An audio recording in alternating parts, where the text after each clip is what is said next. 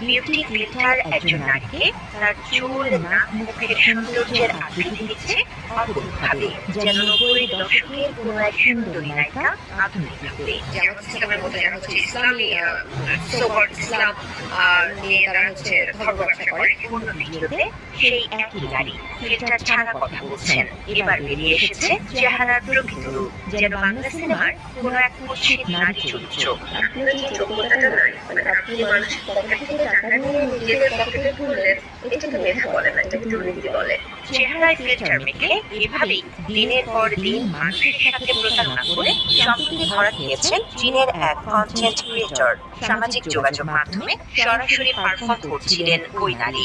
এই অবস্থায় বিউটি ফিল্টারের কারিগরি ত্রুটির কারণে তার আসল রূপ সামনে আসে নেটিজেনদের।